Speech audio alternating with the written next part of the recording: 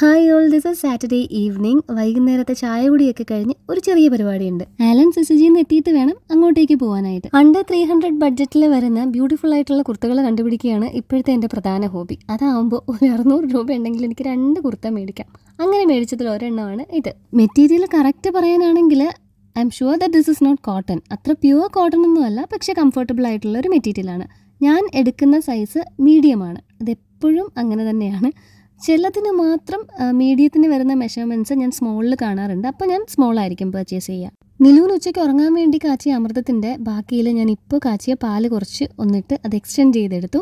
അമ്മ പിരിവിന് പോകാൻ വന്നപ്പോഴത്തേക്ക് 2-3 വടയും മോദകവും ഒക്കെ മേടിച്ചുകൊണ്ട് വന്നിരുന്നു ഞങ്ങൾക്ക് കഴിക്കാനായിട്ട്. ഇന്ന് നല്ല അടിപൊളി ഒരു സൺസെറ്റ് ആയിരുന്നു കേട്ടോ. മൊത്തം ഇവിടെ ഒരു മഞ്ഞമയമായിരുന്നു.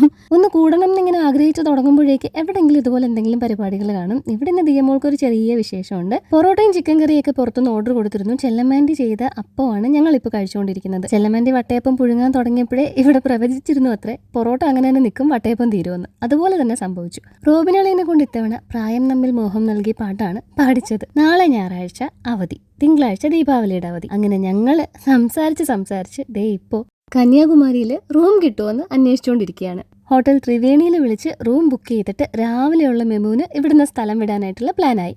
നേരെ വീട്ടിൽ വന്ന് പാക്കിംഗ് തുടങ്ങി. എൻ്റെ കൂടെ എന്നെ സഹായിക്കാനായിട്ട് മരിയമോളും ഉണ്ട്. അവൾ ഹോസ്റ്റലിൽ നിന്ന് ഡ്രസ്സൊന്നും അധികം എടുത്തിട്ടില്ല. പിന്നെ എൻ്റെത് വല്ലതുമൊക്കെ വെച്ച് അഡ്ജസ്റ്റ് ചെയ്തോളും. ഇനി നമുക്ക് കിടന്നുറങ്ങാൻ അധികം സമയമൊന്നുമില്ല. രാവിലെ 6 മണിക്ക് ഇവിടുന്ന് സ്റ്റേഷനിലേക്ക് ഇറങ്ങണം.